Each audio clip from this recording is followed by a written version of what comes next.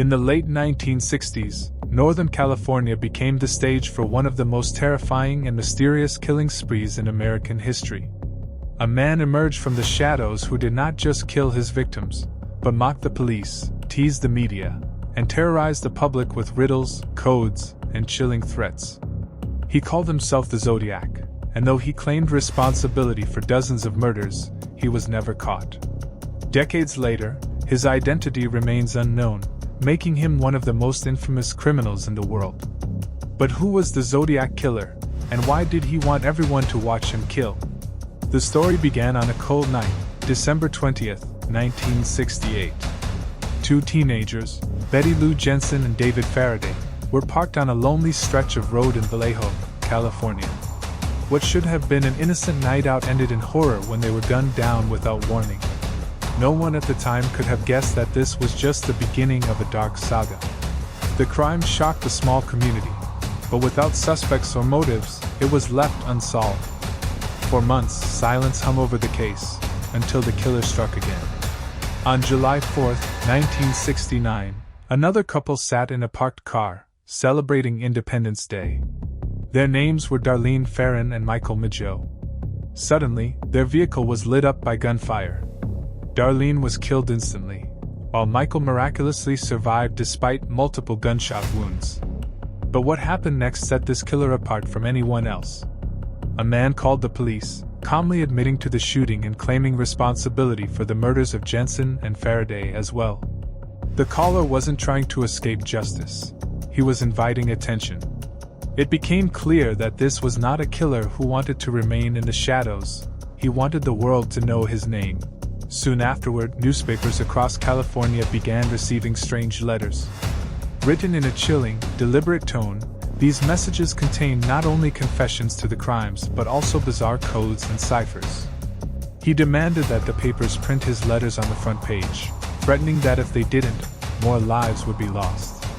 One of the most disturbing letters contained the words, "I like killing people because it is so much fun. It is more fun than killing wild game in the forest because man is the most dangerous animal of all." These were not the words of someone motivated by greed or revenge. This was a man who saw murder as a game, a hunt where his victims were prey, and the police were merely players he could taunt. The letters soon revealed the name he gave himself, the Zodiac. He signed his messages with a strange symbol, a cross within a circle, that became his signature. While some of his ciphers were cracked, others remain unsolved to this day, fueling endless speculation and obsession. The Zodiac seemed to revel in the chaos he created, controlling the narrative, feeding the press just enough to keep his story alive, and ensuring that his crimes remained a constant source of fear and fascination. The attacks continued, each one stranger and more theatrical than the last.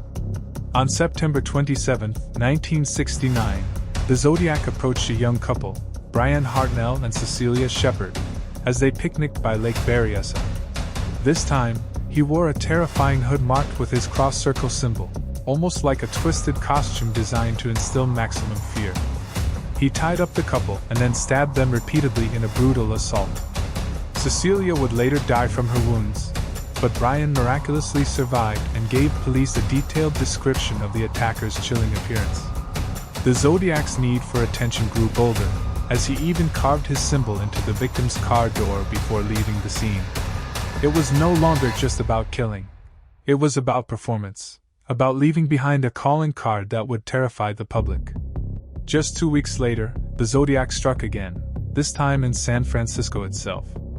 On October 11, 1969, taxi driver Paul Stein picked up a passenger who directed him to a quiet neighborhood. Without warning, the passenger pulled out a gun and shot Stein point-blank in the head. Witnesses saw the killer wipe down the cab and casually walk away. Police arrived quickly but due to a miscommunication, allowed the suspect to slip right past them.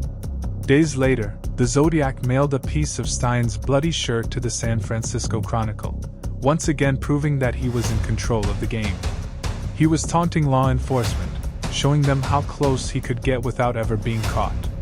The Zodiac's reign of terror had become a cultural nightmare. Parents were afraid to let their children out at night, couples thought twice before parking in quiet areas, and the press published every letter with a mix of fear and fascination.